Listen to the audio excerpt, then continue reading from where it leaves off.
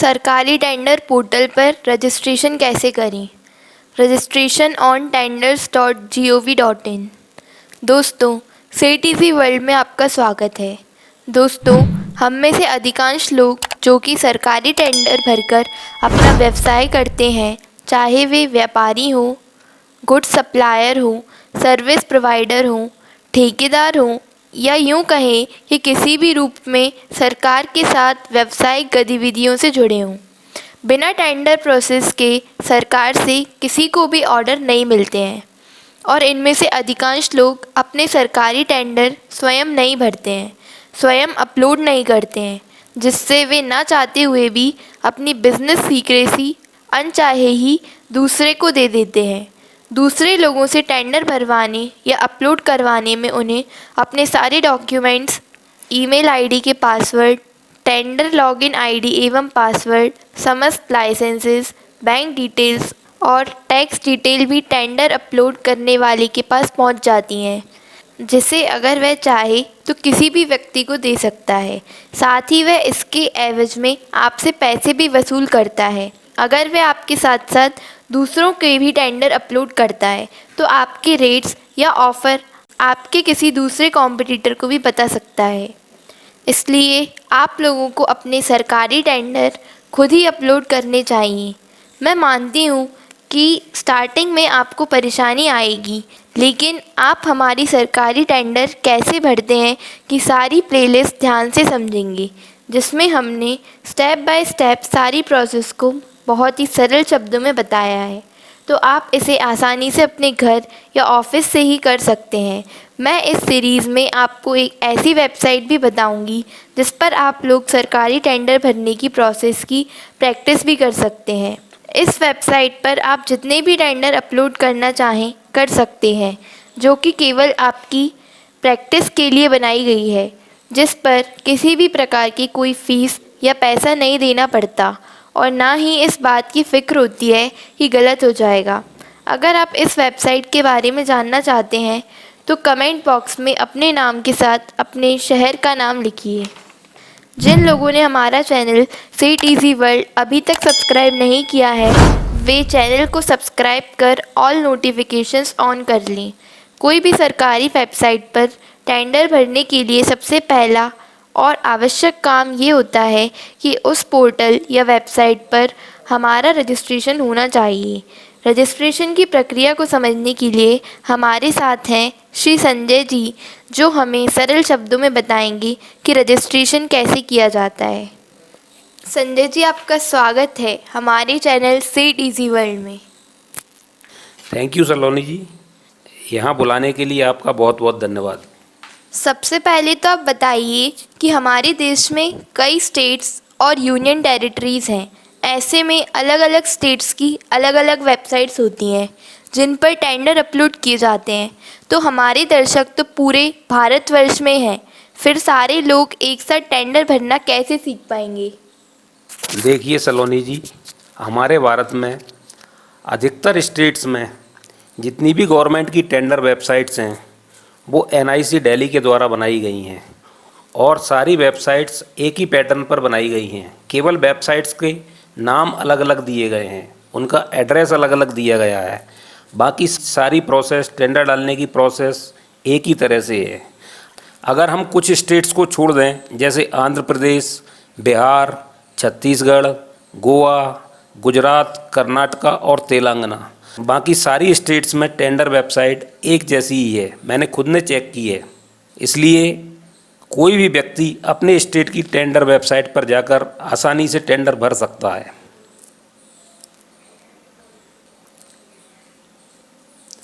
मैं आपको दिखाता हूँ। जैसे ये उत्तर प्रदेश की ले लें, हम सर्च करते हैं यहाँ पर,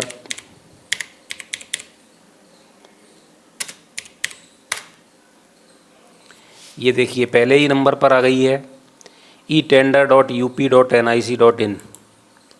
इसको हम ओपन करते हैं। इसको देख लीजिए आप। इसके बाद देखिए मैं आपको दिखाता हूँ एमपी की।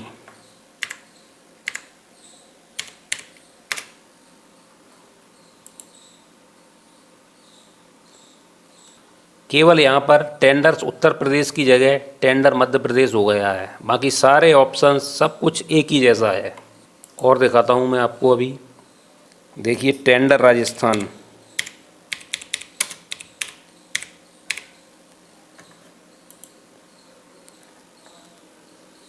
देखिए टेंडर महाराष्ट्र,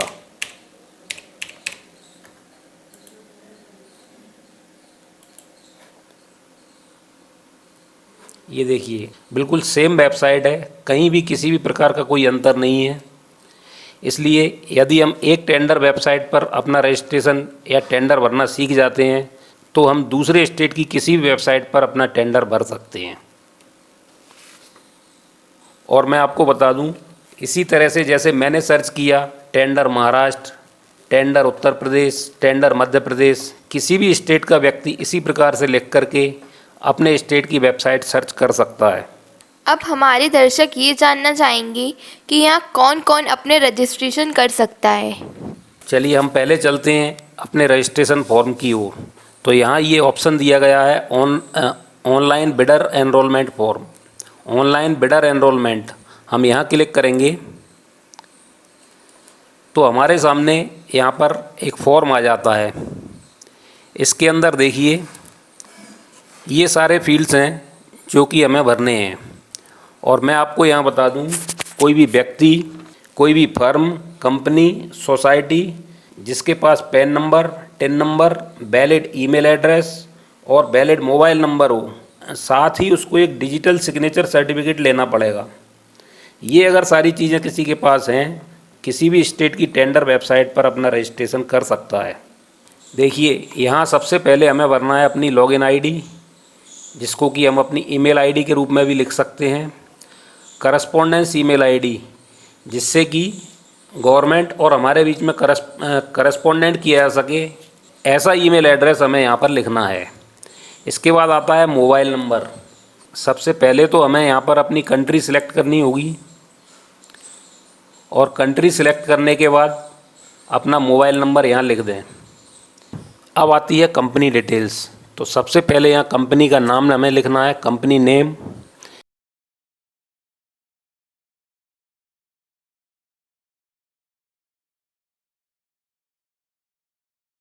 इसके बाद रजिस्ट्रेशन नंबर, हमारी कंपनी या फर्म का जो भी रजिस्ट्रेशन नंबर है वो हमें यहाँ पर लिखना है।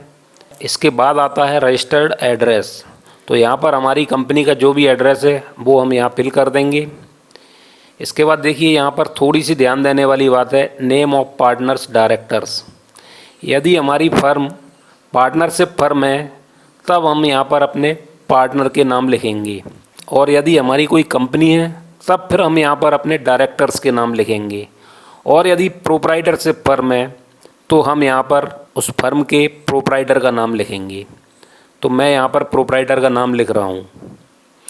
इसके बाद आता है बिडर टाइप, इंडियन और फॉरेन। इसका मतलब ये है कि कोई फॉरेनर भी हमारे यहाँ आकर के टेंडर फिल कर सकता है, टेंडर में पार्टिसिपेट कर सकता है। चूँकि हम इंडियन हैं इसलिए मैं यहाँ पर इंडियन सेलेक्ट कर रहा हूँ। इसके बाद जिस सिटी में या जिस शहर में हमारी फर्म स्थित है उस शहर का नाम, स्टेट, यहाँ सारी स्टेट दी गई हैं तो हम स्टेट यहाँ से सिलेक्ट कर लेंगे। इसके बाद postal code, pin code number यहाँ पर हम अपना भर सकते हैं। और यहाँ पर पैन, टेन या जीएसटी नंबर। इसमें एक बात ध्यान देने वाली है कि जिन फील्ड्स के आगे स्टार लगा हुआ है वो सारे फील्ड्स हमें भरना आवश्यक हैं। यदि कोई भी फील्ड हम छोड़ देते हैं तो सिस्टम आगे नहीं चलेगा। इसलिए यहाँ पर पैन नंबर जो कि आजकल जीएसटी हो गया है तो यहाँ पर अपना जीएसटी नंबर भर दें। संजय जी, यहाँ पर लिखा हुआ है for bidders who do not have PAN और TAN number may enter this number as the PAN और टैन नंबर। तो संजय जी, जिन लोगों के पास जीएसटी नंबर नहीं है क्या वे ये फॉर्म फिल कर सकते हैं? बिल्कुल सलोनी जी, जिन लोगों के पास जीएसटी नंबर नहीं है, जिन्होंने अभी अभी काम स्टार्ट किया है, और वैसे भी जीएसटी की कुछ लिमिट होती है कि इतने टर्नओवर के बाद ही जीएसटी नंबर की आवश्यकता होती है, ऐसे जो लोग हैं जिनके पास जीएसटी नंबर नहीं है वे लोग यहाँ पर ये वाला जीएसटी नंबर डालकर अपना रजिस्ट्रेशन कर सकते हैं। इसको यहाँ से कॉपी करके और यहाँ पर पेस्ट कर देना है। इसके बाद आता है एस्टेब्लिशमेंट ईयर, कि हमारी फर्म कंपनी जो भी है वो किस वर्ष में स्थापित की गई है। तो जिस ईयर में भी हमने ओपन की है, जो कि हमारे रजिस्ट्रेशन नंबर पर दिया रहता है, वो ईयर हम यहाँ से सिलेक्ट कर सकते हैं। नेचर ऑफ बिजनेस, अब यहाँ पर हमें डिफाइन करना होगा कि हम सर्विस प्रोवाइडर हैं, गुड सप्लायर हैं या कॉन्ट्रैक्टर हैं। जिस टाइप का भी हमारा बिजनेस है, जो भी हमारे बिजनेस का नेचर है, वो हमें यहाँ पर लिखना है। तो मैं यहाँ पर वर्क्स लिख रहा हूँ। इसके बाद आता है legal status.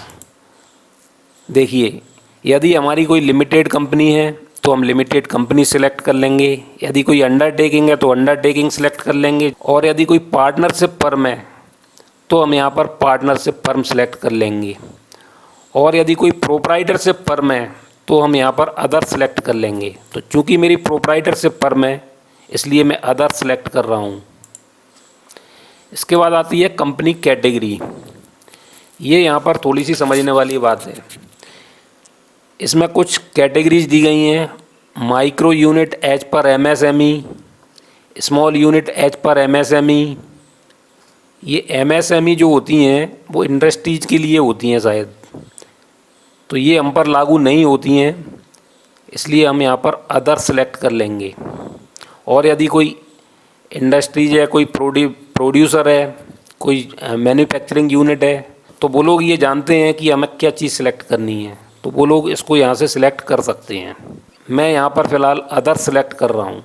Contact details, enter companies contact person detail.